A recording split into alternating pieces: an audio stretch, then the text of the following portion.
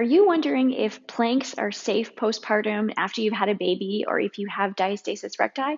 Today, I'm going to break it all down and show you exactly how you can figure out how to know whether planks and other movements are safe for you after you've had your baby. Here at Pregnancy and Postpartum TV, we release new videos weekly for core healing for moms as well as healthy weight loss after you've had a baby. So make sure you subscribe and ding the bell to make sure that you get notified every time we release a new video. I'd like to give a shout out to Amber, who asked the question for today, and her question was, there is so much conflicting information out there. Some say that it's safe to do planks, others say that it's not safe to do planks, and I just don't know what exercises are safe for me.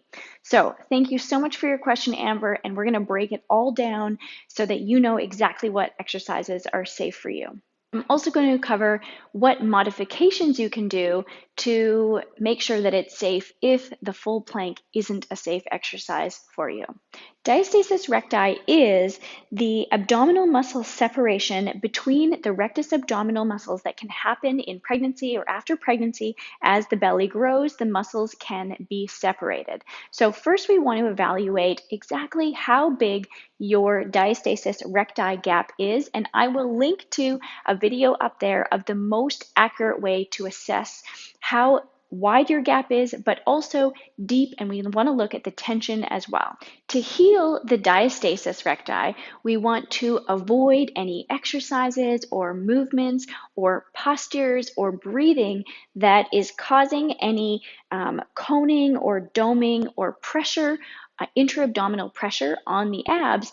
And at the same time, we want to include exercises that are working the inner core muscles, the transverse abdominis, to help heal those and bring those muscles together.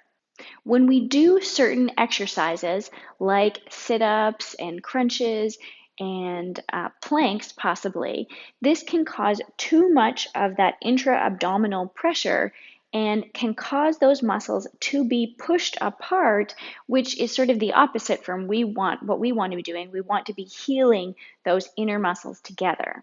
For most women who have a clinical diastasis recti of more than 2 fingers just above the belly button, a plank is probably going to be too much pressure and is going to be causing some coning or doming and it's going to be pushing those rectus abdominal muscles apart, working against the exercises that we are working so hard on to bring them back together again. If you do a plank and you're getting any bulging, coning, doming, then the plank probably isn't a good exercise for you to do. And there are so many safe core exercises, and I will also link to another video above with safe exercises that don't have that possible risk of coning or doming and sort of undoing all the hard work that you are doing to try to bring those muscles together again.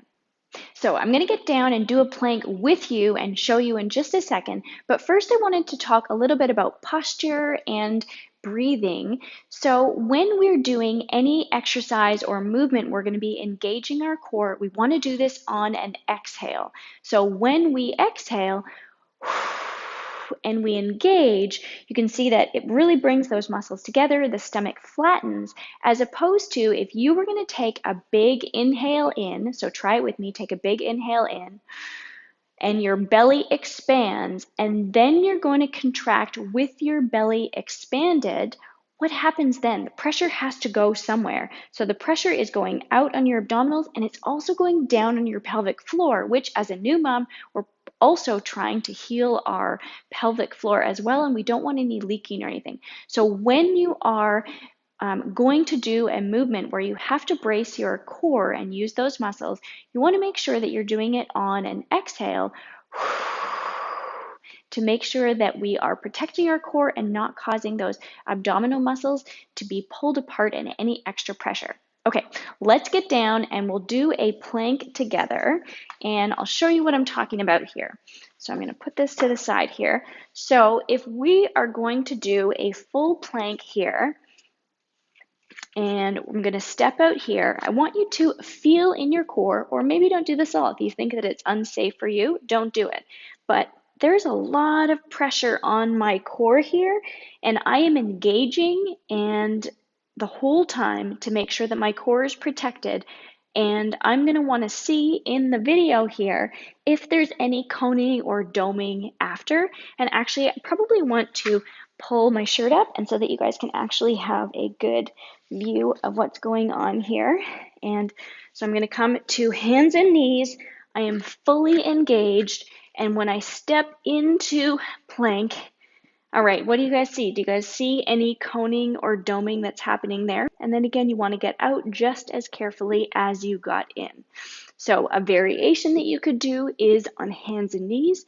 Again, so you're doing your plank in just from your knees, or alternatively, you could just do on all fours and just practice engaging and feeling like you're bringing your hips together, pulling your belly button on the exhale into your spine to work on your core muscles in this position right here. So for the complete guide on how to heal your diastasis recti, you can go down to the description box and grab the guide. Also, we have a Facebook of amazing moms who are working on their core, and I will also put the link if you want to join our Facebook community as well. I go live and do Q&As on Fridays. As well as if you like this video, please give it a thumb up, share with your mummy friends, and I will see you next week. Bye.